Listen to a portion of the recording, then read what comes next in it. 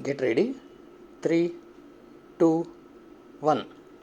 I should like now to make a few observations on the budget. This budget marks a turning point in the history of our country.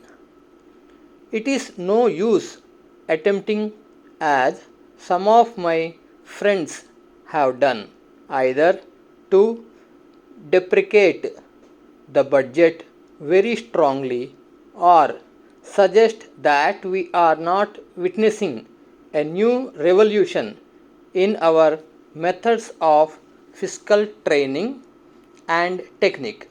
I want it to be quite clearly pointed out to my friends that we are now facing the lean years of Indian finance.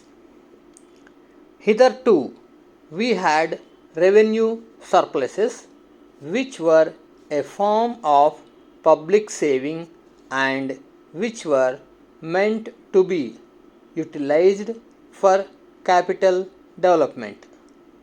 Hereafter, this form of revenue surplus would not be available. We have therefore to find out ways and means of implementing our great program of national reconstruction at minimum cost. My point is that the deficit on revenue account would be of the order of about rupees 19 to 20 crores.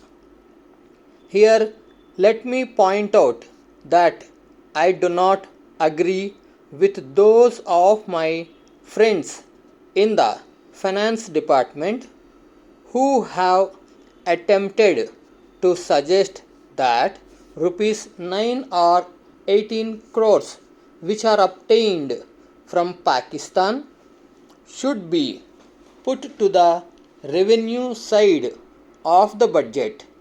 They are to be put on the capital side. But that does not seriously alter the trend of my argument.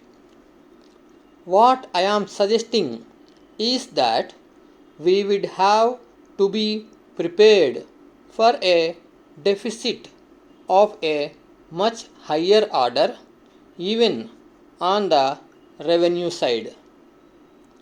That itself should make us realize that there are very many problems which we have to face and that we have to undertake ways and means of increasing the resources of our country so that it might be possible for us to have a greater amount of surplus or a greater amount of public saving for the purpose of financing capital development.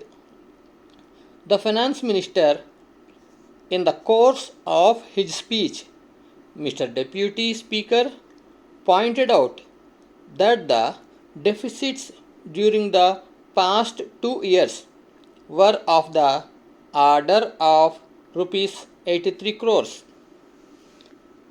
I venture humbly to disagree with him because I feel that when we are talking of deficits, we must take into account the overall deficit incurred by the central government, and that would be of the order of rupees 200 crores.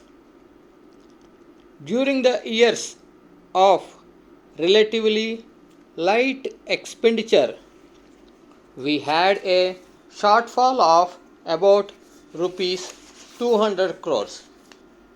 Unfortunately, now when we are going to have a very great amount of expenditure, we might have a greater amount of deficit, and we would have to find out ways and means of trying to meet our capital expenditure. Some members have pointed out that deficit financing is good. Others have pointed out that it is poison. One honorable member who preceded me pointed out that it could be taken like a tonic. Now I am not willing to enter into the merits of deficit financing or demerits of deficit financing in an academic spirit. The time has now come when we should face realities.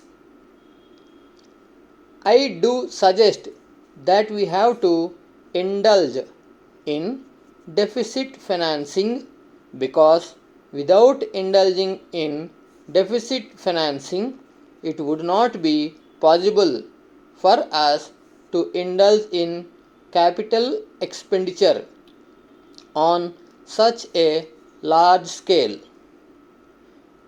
But when we are talking of the scope of deficit financing, I would like to place before the House and the Finance Minister the two great limitations which face us.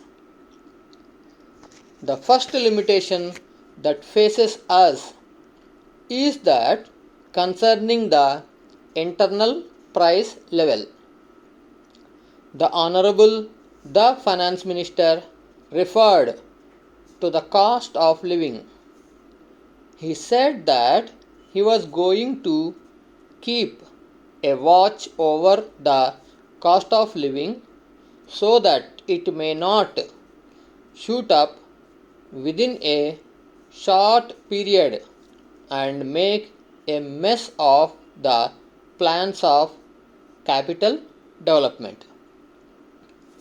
But there is another limitation which has also be borne in mind, a limitation which has not received as much notice as it should have done in all the discussions that have taken place on deficit financing. That limitation is the external limitation, or the limitation which arises on account of our balance of payments position.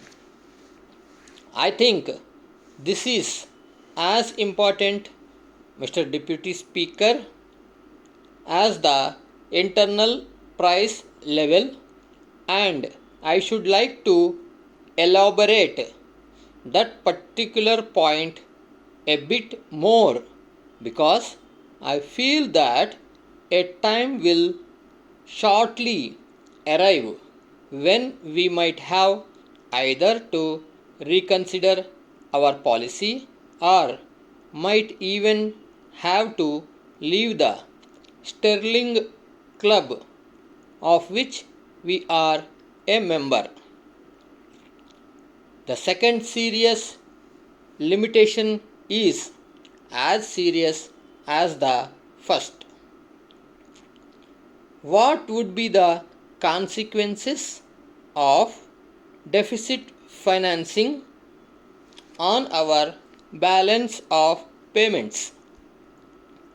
The Finance Minister says that they have contributed about rupees 63 crores to the dollar pool during the past 6 months. But we have to be prepared for the worse conditions of our balance of payments also. Thank you.